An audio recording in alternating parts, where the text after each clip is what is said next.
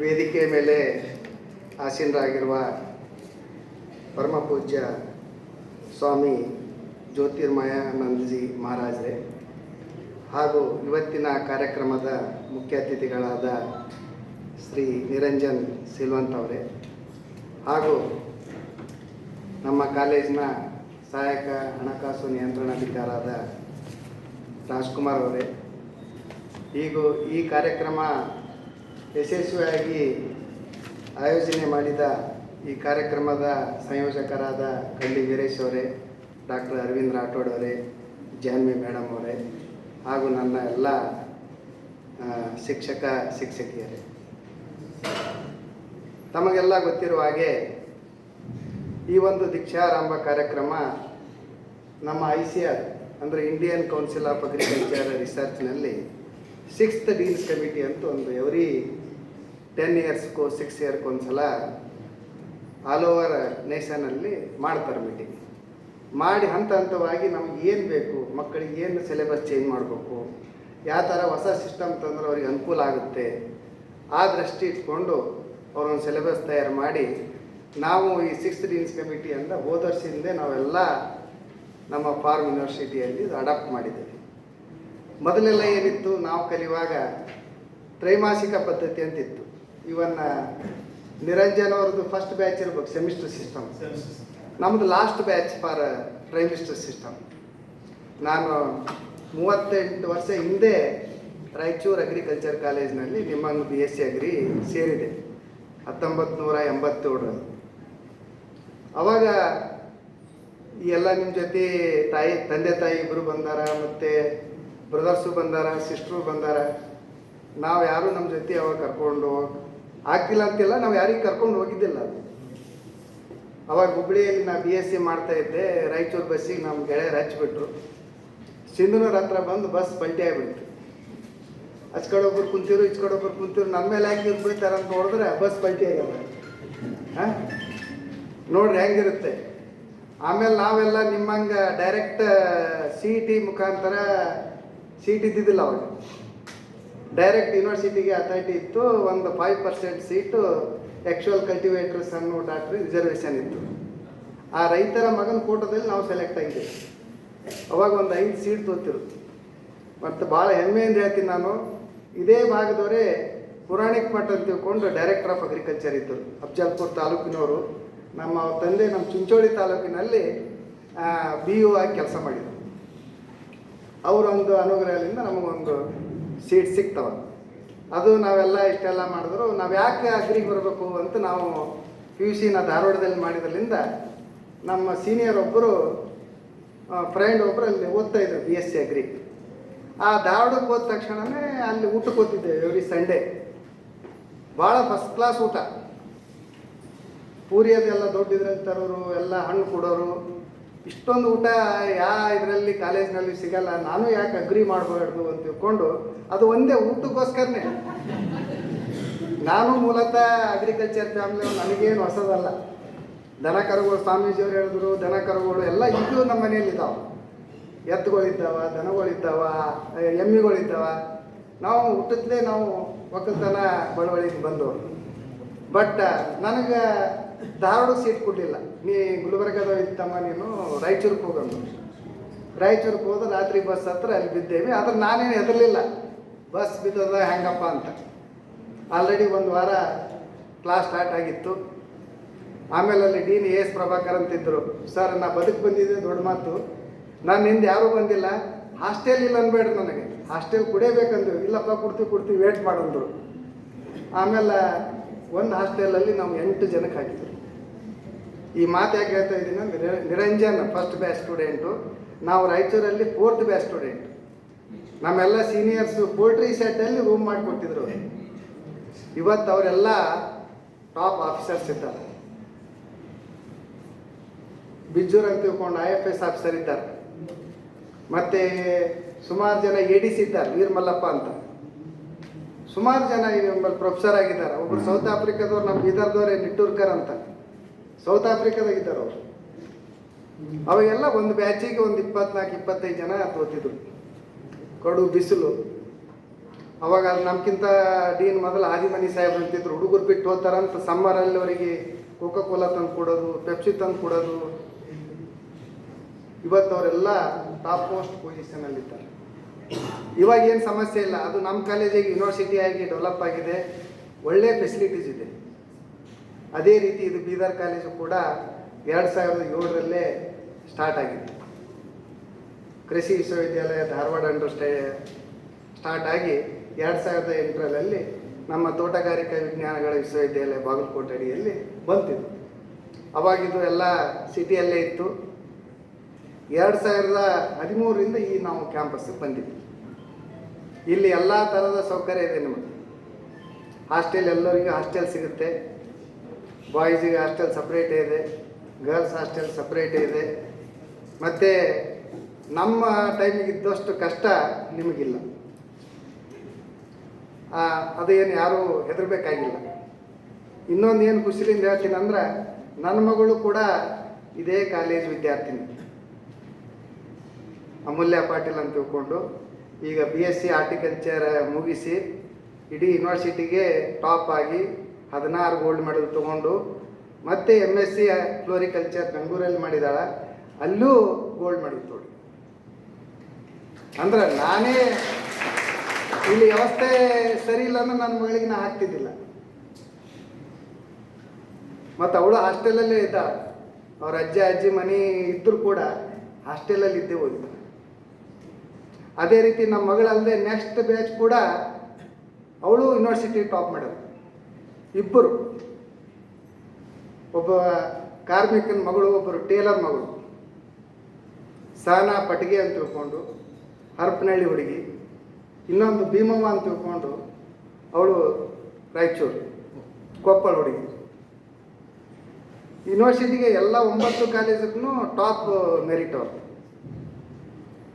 ಇದು 3ನೇ ಸಲನೂ ಇನ್ನೊಂದು ಹುಡುಗಿ ICR ಹುಡುಗಿ ಮಧುಸ್ಮಿತಾ, ಅವಳು ಎಲ್ಲ ಕಾಲೇಜ್ಗಿಂತ ಟಾಪ್.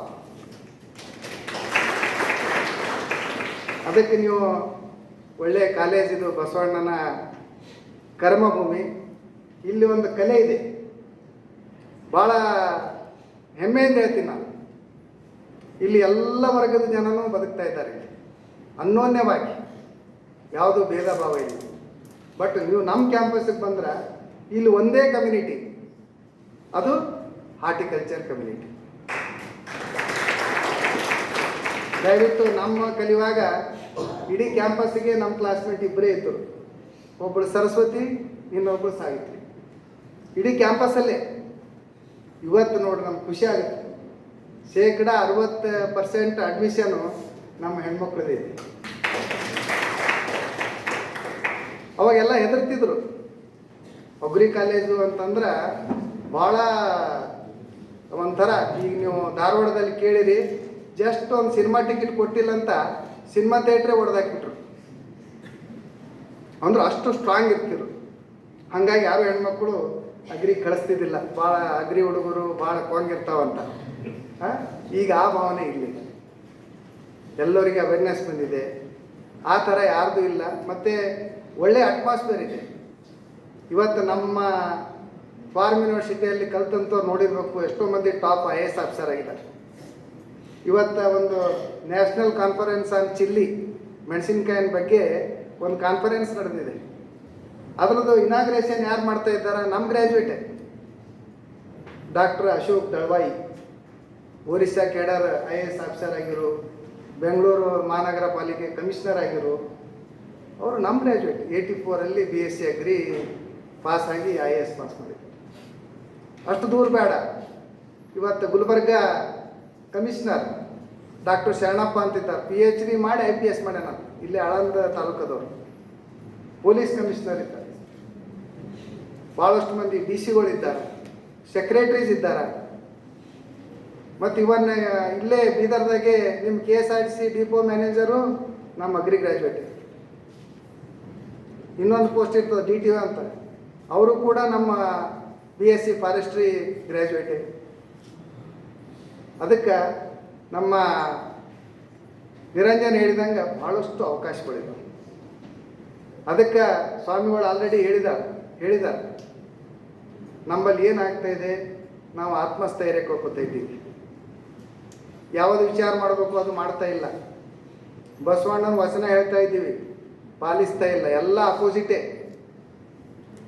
ಅವ 12ನೇ ಶತಮಾನದಲ್ಲಿ ಹೇಳಿದಾರ, ಎಷ್ಟು ಸುಂದರವಾಗಿದ್ದಾವೆ. ಎಷ್ಟೋ ಜನ ಅದ್ರ ಮೇಲೆ PhD ಬರ್ದಾರ, ಎಷ್ಟೋ ವಿಶ್ವವಿದ್ಯಾಲಯದಲ್ಲಿ ಅಧ್ಯಯನ ಕೇಂದ್ರ ಮಾಡಿದಾರ. ಬಟ್ ಅವೆಲ್ಲ ಪುಸ್ತಕದಲ್ಲೇ ಇದಾವೆ. ಬಟ್ ಅದ್ಭುತ ಭಾಷಣಗಾರದ ನಮ್ಮಲ್ಲಿ ಕನ್ನಡ MA ಕನ್ನಡ ಓದ್ತಾರ, PhD ಓದ್ತಾರ. ಬಟ್ ಅವ್ರು ಏನು ಮಾತಾಡ್ತೀವಲ್ಲ ಅದು ನಿಜ ಜೀವನದಲ್ಲಿ ಅಳವಡಿಸ್ಕೊತಾ ಇದೆ. ಅದು ಸಮಸ್ಯೆ. ನಿಮಗೆಲ್ಲ ಗೊತ್ತಿರಬೇಕು, ಹಾಮಾನಾಯಕ್ ಅಂತ ತಿಳ್ಕೊಂಡು ಒಂದು ಗುಲ್ಬರ್ಗ ಯೂನಿವರ್ಸಿಟಿ ವೈಸ್ ಚಾನ್ಸಲರ್ ಇದ್ದರು. ಎಲ್ಲ ಭಾಳ ದೊಡ್ಡ ಸಾಹಿತಿ. ಆಮೇಲೆ ಅವ್ರ ಚರಿತ್ರೆ, ಅವ್ರದ್ದು ಫ್ಯಾಮಿಲಿ ನೋಡಿದಾಗ ಭಾಳ ಕೆಟ್ಟ ಅನಿಸ್ತು. ಅವ್ರ ಮೇಡಮ್ ಒಂದು ದಿವಸ ಎಲ್ಲಿ ಸಮಾರಂಭಕ್ಕೆ ಕರ್ಕೊಂಡು ಹೋಗಿ, ಅವ್ರ ಮಗಳು ಇಷ್ಟೆಲ್ಲ ಮಾಡ್ತೇವಳು ಚಾಲೆಂಜ್ ಮಾಡಿ ಓದಿ ಡಾಕ್ಟರ್ ಅದವಳು. ಮತ್ತೆ ಅಂತರ್ಜಾತೀಯವಾಗಿ ಆ ಹಾಮಾನಾಯಕನ ಮನೆ ಎದುರೇ ಒಂದು ದೊಡ್ಡ ಬಂಗ್ಲೆ ಕಟ್ಕೊಂಡು ಜೀವನ ನಡೆಸ್ತೇವೆ. ಆ ಮಗುಂದೇನು ಪಾಪ, ನೀ ಇಷ್ಟೆಲ್ಲ ಭಾಷಣ ಮಾಡ್ತೀನಿ, ನಮ್ಮ ಅಮ್ಮಗೊಂದು ಫ್ರೀನೆಸ್ ಐತೆ ಕೊಟ್ಟಿಲ್ಲ, ಯಾವ ಸಮಾರಂಭಕ್ಕೂ ಕರ್ಕೊಂಡು ಹೋಗಲ್ಲ. ಒಬ್ಬ ಗೃಹಿಣಿಯಾಗಿಯೇ ನೀನು ಇದು ಮಾಡಿದ್ದೀವಿ, ಒಬ್ಬ ವೈಸ್ ಚಾನ್ಸಲರ್ ಆಗಿದ್ದೀವಿ, ಇದು ಯಾವ ನಿಂದು ತತ್ವ ಅಂತ ಮಗು ಕ್ವಶನ್ ಮಾಡಿ ಇವತ್ತು ಲೈವ್ ಎಕ್ಸಾಂಪಲ್ ಇದು. ದಯವಿಟ್ಟು ಸ್ವಾಮಿಗಳು ಭಾಳ ಒಳ್ಳೆಯ ಇದು ಹೇಳಿದ್ದಾರೆ. ರೈತನ ಮನೆಗೆ ಅವ ಶಂಕರಾಚಾರ್ಯ ಬಂದಾರ, ಸುಮ್ಮನೆ ಬರಲ್ಲ ಶಂಕರಾಚಾರ್ಯ. ಆ ರೈತನ ಕಷ್ಟ ನೋಡಿ, ರೈತನ ಮನಸ್ಸು ನೋಡಿ ಅವನು ಗುಣ ಪರಿಚಯ ಮಾಡಕ್ಕೆ ಬಂದಿರ್ತಾರೆ, ಅವನಿಗೆ ಹೆಚ್ಚಿನ ಜ್ಞಾನ ಕೊಡಕ್ಕೆ ಬಂದಿರ್ತಾರೆ. ಅದಕ್ಕೆ ನಾ ಎಲ್ಲ ಪೇರೆಂಟ್ಸಲ್ಲಿ ಮನವಿ ಮಾಡ್ತೀನಿ, ನಾವು ಈಗ LKG ಓದ್ಯಾರ, ನಿಮ್ಮ ಮಕ್ಕಳು A ಗ್ರೇಡ್ ತೊಗೊಂಡಾರ, ಎಲ್ಲ ಡಿಸ್ಟಿಂಕ್ಷನ್ ಆಗಿ ಪಾಸ್ ಆಗಿದಾರ, ಎಲ್ಲ ನೀವು ಪ್ರೆಷರ್ ಹಾಕಿ ಮಾಡಿ ಒಟ್ಟು ಅವ್ರಿಗೆ ಸೀಟ್ ತೊಗೊಳಕ್ಕೆ ನಮ್ಮ ಸರ್ಕಾರಿ ಸಂಸ್ಥೆದ ಸೀಟ್ ತೊಗೊಂಡಿದ್ದಾರೆ. ನಿಮ್ಮದು ಏನಂದ್ರೆ ದಯವಿಟ್ಟು ಗಂಡು ಮಕ್ಕಳಿರ್ಬೋದು ಹೆಣ್ಮಕ್ಳು ಇರ್ಬೋದು, ವಾರಕ್ಕೊಂದು ಸಲ ಆದರೂ ಮಗ ಏನು ಮಾಡ್ತಾಯಿದ್ವಿ, ಏನಿದೆ ವಿಚಾರಿಸ್ರಿ. ಮತ್ತು ದುಡ್ಡು ಇದ್ರೆ ನಿಮ್ಮ ಹತ್ರ ಇಟ್ಕೊಂಡು, ದುಡ್ಡು ನಾಳೆ ನೀವು ಆದ್ಮೇಲೆ ಅವರಿಗೆ ಹೋಗೋದು. ದಯವಿಟ್ಟು ಅವ್ರು ಕೇಳಿದಂಗೆ ಫೋನ್ಪೇ ಮಾಡಬೇಡ್ರಿ. ಇಲ್ಲಿ ಬೀದರು ಗುಲ್ಬರ್ಗ ಸ್ವಾಮಿಗಳೇ ಭಾಳ ಪ್ರಿಯ ಮಕ್ಕಳನ್ನ. ಅವ್ರು ಏನು ಮಾಡಿದ್ರು ಬಾರಕ್ಕೊಂದು ಮಾಫ್. ಹೌದು ಬಿಟ್ಟ, ಅವ್ನಿಗೆ ಹೊಡೆದು ಬಂದಿದೆ, ಆಯ್ತು ತಗೋ, ಅವು ಏನು ಹೇಳ್ತಾನೆ ನಾನು ಮಾಡ್ತೀನಿ. ಈ ಥರ ಡಿಪೆಂಡ್ ಮಾಡ್ಕೋತೀವಿ. ನನಗೆ ಸೇರೇ ಹೇಳ್ತೀನಿ, ನಾನು ನನ್ನ ಮಕ್ಕಳಂತ ಅಂಥದ್ದು ಏನೂ ಮಾಡಿಲ್ಲ. ದಯವಿಟ್ಟು ಹಂಗೆ ನೆಗೆಟಿವ್ ಹೋಗಬೇಡಿ. ಗುರುಗಳು ಹೇಳಿದ್ರು ಮಾರ್ಕ್ಸ್ ಕಮ್ಮಿ ಬಂದಾರ ಮಾಸ್ತರ್ ಸರಿ ಹೇಳಿ, ಅವೆಲ್ಲ ಓದು. ಆ ಟೀಚರ್ ಇಲ್ಲಿದ್ದವ್ರು ಎಲ್ಲರೂ ಒಳ್ಳೆಯರೇ ಇದ್ದಾರೆ. ಅವ್ರಿಗೇನು ಅವ್ರ ಟೀಚರ್ ಅವ್ರಿಗೆ ಏನು ಕಲಿಸ್ಯಾರ ಅದನ್ನೇ ಅವ್ರು ಹೇಳ್ತಾರೆ. ಹೆಚ್ಚಿನ ಬೇಕಂದ್ರೆ ಲೈಬ್ರರಿ ಇದೆ, ಎಲ್ಲರ ಬಳಿ ಸ್ಮಾರ್ಟ್ ಫೋನ್ಗಳಿದ್ದಾವ. ಈಗ ಒಂದು ಸಾಹೇಬರು ಎಂಪತಿ ಅಂದರೆ ಏನು ಕೇಳಿದ್ರು, ಗೂಗಲ್ ಹೊಡೀರಿ ನಿಮ್ಗೆ ಗೊತ್ತಾಗ್ಬಿಡ್ತದೆ. What is difference between empathy and sympathy. ಎಲ್ಲಿ ಹೋಗೋದೇ ಬೇಕಾಗಿಲ್ಲ. ರಿನಾನ್ ಮಾರ್ಟಿನ್ ಡಿಕ್ಷನರಿ ತೆಗೆದು ನೋಡ್ಬೇಕಂದ್ರೆ ಅರ್ಧ ತಾಸು ನಾನು ಇಡ್ತದೆ. Within fraction of second will get the answer. ಅದಕ್ಕೆ ನಾನು ಏನು ಮನವಿ ಮಾಡೋದಂದ್ರೆ, ದಯವಿಟ್ಟು ನೀವು ಒಂದು ಕ್ಯಾಂಪಸ್ಸಲ್ಲಿ ಇದ್ದು ಅಂದ್ರೆ ಯಾವುದೇ ಒಂದು ಟೀಚರ್ ನಿಮ್ಮ ಪೇರೆಂಟ್ಸಿಗೆ ಭೇಟಿ ಆದರು, ನಮ್ಮ ಹುಡುಗ ಹೆಂಗೆ ಅಂದ್ರೆ ಒಂದು ಒಳ್ಳೆಯ ಮಾತು ಬರ್ತದೆ, is the golden student of our college. ಎಷ್ಟು ಖುಷಿ ಆಗುತ್ತೆ ಪೇರೆಂಟ್ಸ್ಗೆ. ಆಯ್ತು, ಏನು SLC ತನ ಕೀಟ್ಲೆ ಮಾಡ್ತಿದ್ರಿ, PUC ಒಳಗೆ ಜರ ಭಾಳ ಮಾಡ್ತಿದ್ರಿ, ಕೀಟ್ಲೆ ಮಾಡೋ ಕಾಲ ಹೋಯ್ತಿ. Only to study. 4 ವರ್ಷ ಒಳ್ಳೆ ತಪಸ್ಸು. ನೀವೇನು 24 ತಾಸು ಓದಂತ ನಾವು ಹೇಳಲ್ಲ. Our system of education is different from other professional degrees. ಇಲ್ಲಿ ಎಲ್ಲನೂ ಇರ್ತಾವೆ. ಇವತ್ತೆಲ್ಲ ಏನು ಬೆಳಗ್ಗೆ ಬಂದೆಲ್ಲ ಪ್ರೇಯರ್ ಸಾಂಗ್ ಆಡಿದ್ರಲ್ಲ, ಇವ್ರು ಯಾರು ನಮ್ಮ ಕಾಲೇಜ್ನವ್ರು ಅಲ್ಲಿವರು. They are the coaches. ನಮ್ಮ ಸ್ಟೂಡೆಂಟು 16ನೇ ಯುವಜನೋತ್ಸವ 16th inter college youth festival ಕೋಲಾರಲ್ಲಿ ನಡೆಸಿದೆ. ಲಾಸ್ಟ್ ಇಯರ್ ನಂಬಲ್ಲಿ ನಡೆದಿತ್ತು. 31/1/2 ಸಾಂಗ್ಗಳು. ಅದಕ್ಕೆ ಪ್ರಿಪ್ರೇಷನ್ಗೆ ನಾವು ಕೋಚ್ಗಳಿಗೆ ಕರ್ಕೊಂಡು ಬಂದೀವಿ. ಅದು ಕೋಇನ್ಸೈಡ್ ಆಯಿತು. ಅಟ್ಲೀಸ್ಟ್ ಅವ್ರಿಂದ ನಾವು ಹಾಡ ಆಡಿಸೋಣ, ಅಟ್ಲೀಸ್ಟ್ ಪೇರೆಂಟ್ಸು ಮಕ್ಕಳಿಗೆ ಬಂದರು ಇಲ್ಲಿ ಓದೋ ಜೊತೆ ಎಲ್ಲ ಆ್ಯಕ್ಟಿವಿಟೀಸು ಮಾಡಿಸ್ತಾರಂತ ಬರಲಿ ಅನ್ನೋಗೋಸ್ಕರ ಅವ್ರಿಗೆ ತಂದು ಆಡಿಸ್ತೀವಿ. ಎಲ್ಲ ಆ್ಯಕ್ಟಿವಿಟೀಸ್ ಇರುತ್ತೆ. ಮತ್ತು ದಯವಿಟ್ಟು ಇನ್ನೊಂದು ಸಲ ನಾನು ವಿದ್ಯಾರ್ಥಿಗಳು ಹೇಳ್ತೀನಿ, ಈಗ ಆಲ್ರೆಡಿ ನಮ್ಮ ಸ್ವಾಮಿಗಳು ಮತ್ತು ನಿರಂಜನ್ ಅವರು ತಮ್ಮ ಅನುಭವನೂ ಹೇಳಿದ್ದಾರೆ. ಮತ್ತು ಯಾವ ಥರ ಓದಬೇಕು, ಯಾವ ಥರ ಪ್ರಾಬ್ಲಮ್ಸನ್ನು ಫೇಸ್ ಮಾಡಬೇಕು ಅನ್ನೋದು ಹೇಳ್ತಾ ಇದ್ದಾರೆ. ನಿಮಗೆ ಪಿ ಯು ಸಿ ತನಕ ಏನು ಮಾಡಿರೋ ಗೊತ್ತಿಲ್ಲ, ಅವು ಮರ್ತು ಬಿಡ್ರಿ. ಒಳ್ಳೇದು ಮಾಡಿದ್ರು ಇಟ್ಕೊಳ್ರಿ, ಕೆಟ್ಟದ್ದು ಮಾಡಿದ್ರು ಮರ್ತು ಬಿಡ್ರಿ. ಮತ್ತು ನೀವು ಅಡಲ್ಟ್ ಸ್ಟೇಜಿಗೆ ಬಂದಿರಿ, ಸ್ವಲ್ಪ ಹುಚ್ಚು ಬುದ್ಧಿ ಇರ್ತದೆ ನಿಮ್ಗೆ ಏನೇ ಒಂದು ಮಾಡುವಾಗ ನಿಮ್ಮ ತಾಯಿ ತಂದಿಗೆ ನೆನೆಸ್ಕೊರಿ, ನಾನು ಕರೆಕ್ಟ್ ಮಾಡ್ತಾ ಇದ್ದೀನಾ ಇಲ್ಲ. ನಾವು ನಿಮ್ಮಂಗದ ಎ ಸಿ ರೂಮಿಗೆ ಹಿಂಗೆ ಕರ್ಕೊಂಡು ಹೋಗಿದ್ರು ಒಬ್ಬರು, ನಮ್ಮ ಓನರೇ ಕರ್ಕೊಂಡು ಹೋಗಿದ್ದ. ನಾವು ಅಂದೇವಿ, ನಾನು ಅಲ್ಲಿ ಎಲ್ಲಿ ಚುಂಚೋಳಿ ಎಲ್ಲಿ ಧಾರವಾಡ ಎ ಸಿ ರೂಮಿಗೆ ಕರ್ಕೊಂಡು ಬಂದು ಕಾಫಿ ಕುಡಿಸ್ಲತ್ತಾರಪ್ಪ, ಹಾಂ ಇದು is it right or wrong ಅಂತ ಅವಾಗೇ ಯೋಚನೆ ಮಾಡಿದ್ದೆ. ನಾನು ನಿಮ್ಗಿಂತ ಸಣ್ಣವನೇ ಇದ್ದೆ. ಎ ಸಿ ರೂಮಿಗೆ ಕುಡ್ದು ಕಳಿಸ್ತೀರಿ, ನಮ್ಗೆ ಮೆಮೋ ಮಾಡಿಬಿಡ್ತಿದ್ರು ಅವಾಗೆಲ್ಲ. ಇಮಿಡಿಯೇಟ್ಲಿ ಸ್ಯಾಂಡ್ ದಿ ಮನಿ ಅಂತ ನಾವು ಇದು ಮಾಡ್ತಿದ್ದೆ. ಟೆಲಿಗ್ರಾಮ್ ಮಾಡಿದ್ರೆ ನೆಕ್ಸ್ಟ್ ಡೇ ಬರೆಯಬೇಕದು, ಬರಲಿಲ್ಲ ಅಂದ್ರೆ ಬಸ್ ಹತ್ತಿ ಬರ್ತಿದ್ದೆ. ಹೋಗಿ ನಾ ಏನೋ ಅನುಕೂಲಸ್ಥರ ಮನೆಯಾಗಿದ್ದ, ಅಣ್ಣಗ ಅವ್ಗ ಅಪ್ಪಗ ಜಗಳ ಆಡಿ ರೊಕ್ಕ ಒಯ್ತಿದ್ದೆ, ಅದು ಬೇರೆ. ಅದಕ್ಕೆ ದಯವಿಟ್ಟು ಮಕ್ಕಳಿಗೆ ಹೇಳ್ತೀನಿ ನಾನು, ನಿಮ್ಮ ತಾಯಿ ತಂದೆ ನಿಮ್ಮ ಮೇಲೆ ಭಾಳ ನಂಬಿಕೆ ಇಟ್ಟಿದ್ದಾರೆ. ಕಷ್ಟನೋ ಸುಖನೋ ಭಾಳ ಎಲ್ಲಿಂದು ಇಲ್ಲಿಂದು ದುಡ್ಡು ಅಡ್ಜಸ್ಟ್ ಮಾಡಿ ಏನೋ ಒಂದು ನನ್ನ ಮಗ ಒಳ್ಳೇದಾಗಲಿ ಅಂತ ಅವ್ರ ಬಯಕೆ ಇರ್ತೈತಿ. ದಯವಿಟ್ಟು ಅವ್ರ ಆಸೆಗೆ ತಣ್ಣೀರು ಹಚ್ಬೇಡ್ರಿ. ಫೇಲ್ ಆದರೆ ವರಿನೇ ಮಾಡಬೇಡ್ರಿ. Failures R the pillars of success. America president link Abraham, ಅವ 8 ಸಲ ಪ್ರೆಸಿಡೆಂಟ್ ಎಲೆಕ್ಷನ್ ನಿಂತ, 8 ಸಲ ಸೋತು 9ನೇ ಸಲಕ್ಕೆ ಪ್ರೆಸಿಡೆಂಟ್ ಆಫ್ ಅಮೇರಿಕಾ. ಸ್ವಾಮಿಗಳಿಗೆ ಗೊತ್ತಿರಬೇಕು, ಕುಣಿಗಲ್ MLA YK ರಾಮಯ್ಯ ಅಂತಿದ್ದ. YK ರಾಮಯ್ಯ ಅಸೆಂಬ್ಲಿಯಲ್ಲಿ ಪ್ರಶ್ನೆ ಹಾಕ್ತಾನಂದ್ರೆ ನಮ್ಮ ಅಗ್ರಿಕಲ್ಚರ್ ಯೂನಿವರ್ಸಿಟಿಲಿಂದ ಡೈರೆಕ್ಟರ್ ಆಫ್ ರಿಸರ್ಚ್ ಓದ್ತಿದ್ರು ಅವರು, ರೈತರ ಬಗ್ಗೆ ಹೆದರ್ತಿದ್ರು. ಅವನಿಗೆ ಕಡೆಗೂ ಮಿನಿಸ್ಟ್ರ್ ಮಾಡಲೇ ಇಲ್ಲ. ಎಲ್ಲೋ ಏನೋ ಒಂದು 6 ತಿಂಗಳ ಪೀರಿಯಡಲ್ಲಿ ಯಾವುದೋ ಮಿನಿಸ್ಟ್ರ್ ಇದರಲ್ಲಿ 6 ಮಂತ್ ಅಷ್ಟೇ ಮಂತ್ರಿ ಆಗಿರೋದು. ಯಾಕಂದ್ರೆ ನಿಜ ಹೇಳ್ತಿದ್ನಲ್ಲ, ನಿಜ ಹೇಳೋರಿಗೆ ನಿಷ್ಠೂರಿದ್ದವರಿಗೆ ಸ್ವಲ್ಪ ಎಲ್ಲರೂ ಹೆದರ್ತಾರೆ. ಏನಾರ ಮಾಡಿಬಿಡ್ತಾರಪ್ಪ, ಮಂತ್ರಿ ಆಗಿಬಿಟ್ಟಲ್ಲ, ಹಿಂದಿಂದೆಲ್ಲ ತೆಗಿಬಿಡ್ತಾರಂತ ಹೆದರ್ತಾರೆ. ಆ ಥರ ನಾವು ಏನೇ ಕಷ್ಟಗಳು ಬರಲಿ ಸುಖಗಳು ಬರಲಿ ಸೋತ್ರೆ ಹೆದರಬೇಡ್ರಿ. ಒಳ್ಳೆಯ ರೀತಿಯಿಂದ ಕಲೀರಿ. ನೀವು ಯಾವ ಚೂಸನ್ ರೈಟ್ ಸಬ್ಜೆಕ್ಟ್. ನಮಗೆಲ್ಲ ಗೊತ್ತಿದಿರಬೇಕು, ಕೊರೋನಾ ಪೀರಿಯಡಲ್ಲಿ ಎಲ್ಲ ಸಾಫ್ಟ್ವೇರ್ ಇಂಜಿನಿಯರ್ಗಳು ಅವು ಎಲ್ಲನ ಅಪ್ಪ ಎಲ್ಲನ ಅಜ್ಜ ಎಲ್ಲನ ನನ್ನ ಹೊಲ ಇಲ್ಲದ ಎಲ್ಲ ಊರ ಕಡೆ ಮುಖ ಮಾಡ್ತಾರೆ. ಬಟ್ ನಮ್ಮ ಕಲ್ತು ಹುಡುಗರು ಅವ್ರು ಊರಾಗೆ ಯಾರ ಮತ್ತೆ ತಾಯಿ ತಂದೆ ಜೊತೆ ಸಂಪರ್ಕ ಇಟ್ಟಾರ, ಅವ್ರಿಗೇನು ಪ್ರಶ್ನೆನೇ ಬರಲಿ. ಮತ್ತು ಎಲ್ಲ ಇಂಡಸ್ಟ್ರಿನೂ ಬಂದಾಗಿದ್ದು, ಬಟ್ ನಮ್ಮ ಇಂಡಸ್ಟ್ರಿ ಬಂದಾಗಿಲ್ಲ. ಒಬ್ಬ ನಾವು ಫಾದರ್ ಆಫ್ ಗ್ರೀನ್ ರೆವಲ್ಯೂಷನ್ ಅಂತಿದೆ ನಾವು MS ಸ್ವಾಮಿನಾಥನ್ಗ ಒಂದು ಸಮಾರಂಭದಲ್ಲಿ ಹೇಳಿದೆ, we can buy the platinum, one day we cannot buy the grain. ನಾವು ಪ್ಲಾಟಿನಮ್ ಖರೀದಿ ಮಾಡ್ಬೋದು, ಮುಂದಿನ ದಿನಗಳಲ್ಲಿ ಒಂದು ಕಾಳು ಖರೀದಿ ಮಾಡೋಕ್ಕಾಗಲ್ಲ. ಅಷ್ಟು ಇಂಪಾರ್ಟೆನ್ಸು ನಮ್ಮ ಕೃಷಿ ಮತ್ತು ತೋಟಗಾರಿಕೆಗಿದೆ. ಇದು ಎಂದೂ ಡಿಮಾಂಡ್ ಕಡಿಮೆ ಆಗಲ್ಲ. ಎಲ್ಲಿವರೆಗೂ ಮಾನವ ಜನ್ಮ ಇರ್ತದೋ ಅಲ್ಲಿವರೆಗೂ ನಮ್ಮ ಕೃಷಿ ತೋಟಗಾರಿಕೆ ಮತ್ತು ಹೈನುಗಾರಿಕೆಗೆ ಬೆಲೆ ಇದ್ದೇ ಇರುತ್ತೆ.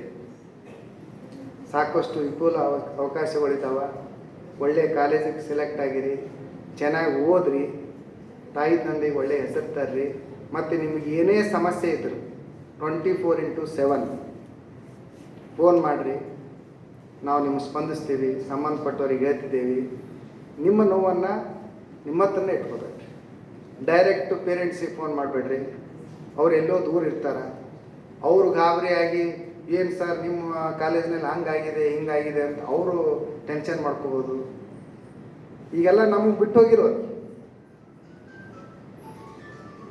I am the guardian of all the students. ಏನೇ ಇದ್ದರು ನಮಗೆ ಅಲ್ಲಿ ಏನಾಗಿದೆ ಅದು ಸರಿಪಡಿಸೋ ವ್ಯವಸ್ಥೆ ಮಾಡ್ತಿದ್ದೀವಿ.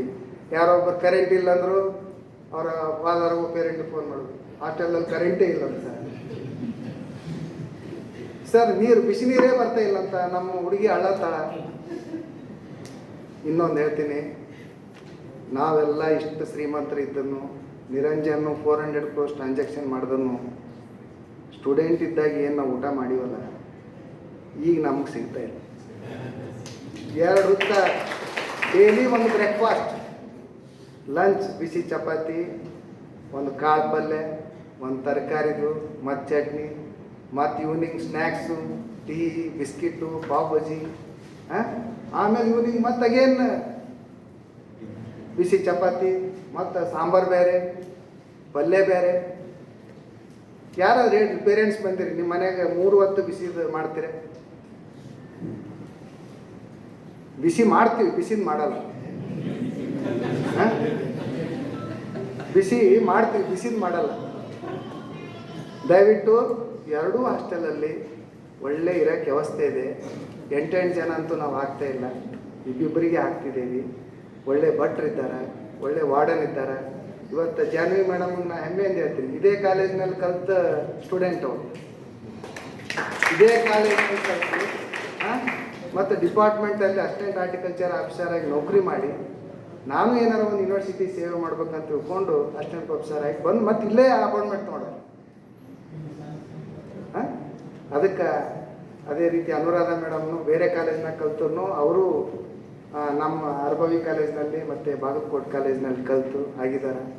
ಅಂದರೆ ಈ ಯೂನಿವರ್ಸಿಟಿಯಲ್ಲಿ ಕಲಿತ ಸ್ಟೂಡೆಂಟ್ಸ್ ಹೇಳ್ತಾ ಇದ್ದೀನಿ ನಾನು. ಬೇರೆ ಬೇರೆಯವರೆಲ್ಲ ನಮ್ಮ ಮಾತೇಶ್ ಆಗಿರ್ಬೋದು, ಅರವಿಂದ್ ಆಗಿರ್ಬೋದು, ಅವ್ರ ಅಗ್ರಿ ಭೀಮರಾಯನಗುಡಿ, ರಾಯಚೂರು, ಬೆಂಗಳೂರು ಕಲಿತು ಬಂದಿದ್ದಾರೆ. ದಯವಿಟ್ಟು ನೋಡಿ, ನನಗೆ ಇನ್ನೊಂದೇನು ಭಾಳ ಖುಷಿ ಆಗ್ತದೆ ಸ್ವಾಮೀಜಿ, ಇಷ್ಟೊಂದು ಪ್ರೋಗ್ರಾಮ್ ಸ್ವಾಮೀಜಿಗಳು 1 ತಾಸು ನಿಮಗೆ ಆಶೀರ್ವಾದ ನೆಂಚನೆ ಮಾಡೋದು, ಒಬ್ಬರೂ ಎದ್ದು ಹೋಗಿಲ್ಲ. ಅದೇ ರೀತಿ ನಮ್ಮ ಸಿಲ್ವಂತವರು, ಅವರು ಎಜುಕೇಷ್ನಲಿಸ್ಟು ಮತ್ತು ಫೈನಾನ್ಸ್ ಎಂಟ್ರಪ್ರಿನರು, ಅವರು ಅನುಭವದ ಮೇಲೆ ಮಾತಾಡಿದ್ದಾರೆ. ನನಗನ್ಸಿದ ಮಟ್ಟಿಗೆ ಅವ್ರು ಯಾಕೆ ಬಿಟ್ಟು ಬಂದಾರಂದ್ರೆ ಅವ್ರ ಮದರ್ ಕಳ್ಕೊಂಡಿದ್ರೇನು. ಅವಾಗೇ ಗೊತ್ತಾಯ್ತು ಸಿಲ್ವಂತವ್ರು ಯಾಕೆ ಬಿಟ್ಟು ಬಂದಾನಪ್ಪ ಅಂದ್ರೆ ಅವ್ರ ಮದರ್ ತೀರ್ಕೊಂಡಿದ್ದಕ್ಕೆ ಅವ್ರು ಊರಿಗೆ ಬರ್ಬೇಕಾಗಿತ್ತು. ಆ ತಾಯಿದು ಒಂದು ದೊಡ್ಡ ಆಶೀರ್ವಾದದಿಂದೇ ಅವ್ರು ಇವತ್ತು ಸರ್ವ್ ಆಗಿದ್ದಾರೆ. ಅದಕ್ಕೆ ದಯವಿಟ್ಟು ನಾನು ಇನ್ನೊಂದು ಸಲ ಹೇಳ್ತೀನಿ, ನೀವು ಮಕ್ಕಳೇನಿದ್ದೀರಲ್ಲ, ನಿಮಗೆ ಕಲಿಸಿದಂಥ ಗುರುವಿಗೆ, ಹಡೆದಂಥ ತಾಯಿ ತಂದೆಗೆ ಯಾವತ್ತೂ ಮರಿಬೇಡ್ರಿ. ಎಷ್ಟೇ ಉನ್ನತ ಉದ್ಯೋಗ ಬರಿ, ನೀವೇನಾರ ಮರ್ತ್ರಿ ನಿಮ್ಮದು ಡೌನ್ಫಾಲ್ ಸ್ಟಾರ್ಟ್ ಆಗ್ತದೆ. ಇಷ್ಟೇ ನಾ ಹೇಳೋದು. ಇದು ಒಂದು ದೀಕ್ಷಾರಂಭ ಮಾಡಿದ ಉದ್ದೇಶ ಏನಂದ್ರೆ, ಫಸ್ಟಿಗೆ ಬಂದ ತಕ್ಷಣ ನಿಮ್ಮ ಕ್ಲಾಸ್ ರೂಮಿಗೆ ದಬ್ಬಿಟ್ಟು ಕೋರ್ಸ್ ರಿಜಿಸ್ಟ್ರೇಷನ್ ಮಾಡಿ ಅದು ಮಾಡಿದ್ರೆ ನಿಮಗೆ ಸಿಸ್ಟಮ್ದೇ ಅರ್ಥ ಆಗಿರಲ್ಲ. ಅದಕ್ಕೆ ಸರ್ಕಾರದ ಒಂದು ಒಳ್ಳೆಯ ಯೋಜನೆ ಮಾಡಿ 15 ದಿವಸದಲ್ಲಿ ನೀವು ಆ ಕಾಲೇಜ್ ಕ್ಯಾಂಪಸ್ ಹೆಂಗಿದೆ, ಅಲ್ಲಿ ಏನೇನು ವಾತಾವರಣ ಇದೆ, ಸರಿಯಾಗಿ ಆ ವಾತಾವರಣಕ್ಕೆ ನೀವು ಹೊಂದ್ಕೊಂಡ್ಮೇಲೆ ಆಮೇಲೆ ಪಾಠ ಮಾಡಿದ್ರೆ ನಿಮಗೂ ನಾವು ಏನಾರ ಹೇಳಿದ ಅರ್ಥ ಆಗೋ ರೀತಿಯಲ್ಲಿ ಇದು ಮಾಡಿದ್ದೇವೆ. ಮತ್ತು ಈ ದೀಕ್ಷಾರಂಭದ ಒಳ್ಳೆ ರೀತಿಯಲ್ಲಿ ಶೆಡ್ಯೂಲ್ ಮಾಡಿದ್ದಾರೆ ನಮ್ಮ ಟೀಚರ್ಸ್ಗಳು. ಎಲ್ಲ ಟೀಚರ್ಸ್ಗಳೂ ನಮಗೆ ದೀಕ್ಷಾರಂಭದಲ್ಲಿ ಕ್ಲಾಸ್ ತೊಗೋತಾರೆ. ಅದು ಅಲ್ಲದೆ ಬೇರೆ ಬೇರೆ ಡಿಪಾರ್ಟ್ಮೆಂಟ್ಲಿಂದ, ಹೆಲ್ತ್ ಡಿಪಾರ್ಟ್ಮೆಂಟಿಂದ ನಾವು ಡಾಕ್ಟರ್ಸ್ಗಳಿಗೆ ಕರೆಸ್ತೀವಿ, ಮತ್ತು ಪೊಲೀಸ್ ಡಿಪಾರ್ಟ್ಮೆಂಟಿಂದ ಕೂಡ DSPಗಳು, ಇನ್ಸ್ಪೆಕ್ಟ್ರುಗಳು ಬರ್ತಾರೆ, ಮತ್ತು ಆರ್ ಟಿ ಓರಿಗೂ ಕಳಿಸ್ತೀವಿ. ಯಾಕಂದರೆ ಈಗೆಲ್ಲ ದುಡ್ಡಿಗಂತೂ ಕಿಮ್ಮತ್ತೇ ಇಲ್ಲ, ಎಲ್ಲ ಬೈಕ್ ಕೊಡಿಸು ಅದು ಕೊಡಿಸು ಅಂತಾರೆ. ವಿತೌಟ್ DL ನಮಗೆ ಬೈಕ್ ಇಲ್ಲಿ ಒಳಗಡೆ ತರೋಕ್ಕೆ ಅಲವಿಲ್ಲ. ಅದ್ರ ಬಗ್ಗೆನೂ ಮುಂಜಾಗ್ರತವಾಗಿ ನಾವು ಹೇಳ್ತೀವಿ. ಮತ್ತು ಸ್ವಾಮೀಜಿ ಥರ ಬೇರೆ ಇನ್ಸ್ಪಿರೇಷನ್ ಸ್ಪೀಚ್ ಕೂಡ ರಿಸೋರ್ಸ್ ಪರ್ಸನನ್ನು ನಾವು ಹುಡುಕಿ ನಾವು 15 ದಿವಸಗಳ ಕಾಲ ನಿಮಗೆ ಈ ಕ್ಯಾಂಪಸ್ಸು ಮತ್ತು ಹೆಂಗೆ ಬದುಕಬೇಕನ್ನೋದು ಹೇಳ್ಕೊಡ್ತೀವಿ. ಆಮೇಲೆ ಪಾಠ ಸ್ಟಾರ್ಟ್ ಆಗುತ್ತೆ. ದಯವಿಟ್ಟು ಎಲ್ಲ ಪೇರೆಂಟ್ಸ್ನೂ ಅಳೋದು, ಸ್ವಾಮಿಗಳು ಹೇಳಿದ್ದಾರೆ ಅಳಬಾರ್ದಂತೆ. ನೀವು ಭಾಳ ಅಟೆನ್ಷನ್ ಇರ್ತದ, ಬಿಟ್ಟು ಅಂತಿನ ಮಗ ಚೆನ್ನಾಗಿರು ಅನ್ನೋದು ಆಳೋದು, ಮತ್ತು ಅವಳು ಆಳೋದು. ಹಾಂ, ಹಂಗೆ ಅಳಕ್ಕೆ ಹೋಗ್ಬೇಡ್ರಿ. ಅಳ ಕಾಲ ಹೋಯ್ತು. ನಿಮ್ಗಿಂತ ಮನೆಗಿಂತ ಒಳ್ಳೆಯ ವಾತಾವರಣ ಇರೋ ಪ್ಲೇಸಲ್ಲಿ ಇಟ್ಟೋಗಿರಿ. ನಿಮ್ಮ ಮಕ್ಕಳಿಗೆ ನಾವು ಒಳ್ಳೆಯ ರೀತಿಲಿ ನೋಡ್ಕೋತೀವಿ, ಏನೂ ವರಿ ಮಾಡಬೇಡ್ರಿ. ಮತ್ತು ಇಲ್ಲೇ ಕ್ಯಾಂಪಸ್ನಲ್ಲೇ ಡಾಕ್ಟ್ರ್ ಇದ್ದಾರೆ, ರಾತ್ರಿ ಬಾರಕ್ಕೆ ಫೋನ್ ಮಾಡಿದ್ರು ಪ್ರಾಬ್ಲಮ್ ಆದ್ರೂ ನಾವು ತೋರಿಸ್ತೀವಿ. ಹಿಂದೆ ಕುಂತಿದ್ದಾರೆ ಮೇಡಮ್, ಡಾಕ್ಟರ್ ಕವಿತಾ ರಾಠೋಡ್ ಅಂತಿದ್ದಾರೆ, ಅವರು MD ಆಯುರ್ವೇದಿಕ್ ಆಗಿದೆ, ಒಳ್ಳೆ ಕೇರ್ ಮಾಡ್ತಾರೆ. ನೀವೇನೂ ಇರಬೇಡಿ. ದಯವಿಟ್ಟು ನಾ ಹೆಣ್ಮಕ್ಳಿಗೆ ನಿಮ್ಮ ವೇಟ್ ಎಲ್ಲ ಚೆಕ್ ಮಾಡ್ತೀವಿ 2 ದಿವಸದೊಳಗೆ. 4 ವರ್ಷ ಮುಗಿದು ಹೋದ್ಮೇಲೆ ಒಂದು 10ರಿಂದ 15 kg ತೂಕ ಹೆಚ್ಚಾಗೋದು. ಹಾಂ, ಮತ್ತು ಇದು ನೀವು ತೋಟಗಾರಿಕೆ ಕಾಲೇಜಿಗೆ ಸೇರಿರಿ, ಆಯ್ದು ಊಟ ಮಾಡೋಂಗಿಲ್ಲ. ಕರಿಬೇವು ಬಿಸಾಕೋದು, ಬೀನ್ಸ್ ಬಿಸಾಕೋದು, ಏನು ಪ್ಲೇಟಲ್ಲಿ ವೇಸ್ಟ್ ಮಾಡಬಾರ್ದು. ಹಾಂ, ಅದಕ್ಕೆ ಏನಾರ ಚಲೋ ಮಾಡಿ ಮೊದಲು ನಾವು ಮಕ್ಕಳಿಗೆ ಊಟ ಮಾಡ್ಸೋದು ಕಲಿಸ್ಬೇಕು, ಆಮೇಲೆ ಮುಂದಿಂದೆಲ್ಲ. ಊಟ ಮಾಡೋದೇ ಕಲಿಲ್ಲ ಅಂದ್ರೆ ನೀವು ಮುಂದೆ ಏನು ಆಗ್ತೀರಿ? Health is most important. ದಯವಿಟ್ಟು ನಿಜವಾಗ್ಲೂ ಖುಷಿ ಆಗುತ್ತೆ. ಇಷ್ಟೊಂದು ಜನ ಪೇರೆಂಟ್ಸು ಎಲ್ಲರ ಜೊತೆನೂ ಬಂದಿರಿ. ಯಾರ ಜೊತೆ ಯಾರ ಬಂದಿಲ್ಲ ಅಂತನೂ ಬೇಜಾರಾಗ್ಕೊಬೇಡ್ರಿ. ಇವತ್ತು 5 ಗಂಟೆ ಇಲ್ಲ 6 ಗಂಟೆ ಅಲ್ಲಿ ಎಲ್ಲ ಹಾಸ್ಟೆಲ್ದು ರಿಜಿಸ್ಟ್ರೇಷನು ಎಲ್ಲ ಮಾಡಿಸಿ ಅವ್ರಿಗೆ ಏನು ದಿಂಬು ಬೇಕು, ಹಾಸಿಗೆ ಬೇಕು, ಬಕೆಟ್ ಬೇಕು, ಸೋಪ್ ಬೇಕು ಎಲ್ಲ ಇಸ್ಕೊಟ್ಟು ಆರಾಮ್ ನಗುತ್ತಾ ಆರಾಮಿರು ಮಗನೇ, ಆರಾಮಿರು ಮಗಳೇ ಅಂಥೇಳಿ ಆಶೀರ್ವಾದ ಮಾಡಿ ಹೋಗ್ಬೇಕಂತೇಳಿ ಈ ಕಾರ್ಯಕ್ರಮ ಭಾಳ ಯಶಸ್ವಿ ಆಯಿತು. ಸ್ವಾಮೀಜಿಗಳು ಕೂಡ ಟೈಮ್ ಕೊಟ್ಟು ನಮ್ಮ ಕಾರ್ಯಕ್ರಮ ಬಂದಿದ್ದಾರೆ. ಮತ್ತು ನಮ್ಮ ನಿರಂಜನ್ ಸಾಹೇಬರು ಕೂಡ ಟೈಮ್ ಕೊಟ್ಟು ಇವತ್ತು ನೋಡಿ ನನಗೆ 12 ನಾವು ಹೋಗ್ಬೇಕು ಸರ್ ಬಸವ ಕಲ್ಯಾಣ ತಂದರು. ಅದು ನಮ್ಮದು ನೀರಿದ್ದು ನಮ್ಮದು ಅನ್ನೋದು ಎಷ್ಟಿರ್ತದೆ ಅದೆಲ್ಲ ಮಾತ್ಬಿಟ್ರು ಅವರು. ನಿರಂತರವಾಗಿ ಅವ್ರಿಗೆ ನಾವು ಕಳಿಸ್ತೀವಿ ಕಾಲೇಜ್ಗೆ, ಮತ್ತು ಒಂದು ಸೆಷನ್ನಲ್ಲಿ ಕರಿತೀವಿ. ಅವ್ರದ್ದಿನ ಸಾಕಷ್ಟು ಅವ್ರದ್ದು ಅನುಭವಗಳನ್ನು ನಮ್ಮ ಮಕ್ಕಳಿಗೆ ಹೇಳಿದ್ರೆ ಅಟ್ಲೀಸ್ಟ್ ಮುಂದೆ ನಮ್ಮ ಮಕ್ಕಳು ಕೂಡ ಆ ಥರ ಆಗಲಿ ಅಂತ ಆಶಿಸ್ತಾ ಈ ಕಾರ್ಯಕ್ರಮಕ್ಕೆ ನಮಗೆ ಕರೆಸಿ 2 ಮಾತಾಡೋಕ್ಕೆ ಅವಕಾಶ ಕೊಟ್ಟಂತ ನಮ್ಮ ಎಲ್ಲ ಸಂಯೋಜಕರಿಗೂ ಹಾಗೂ ತಮಗೂ ವಂದಿಸಿ ನನ್ನ 2 ಮಾತುಗಳನ್ನು ಮುಗಿಸ್ತೇನೆ. ಜೈ ಹಿಂದ್, ಜೈ ಕರ್ನಾಟಕ.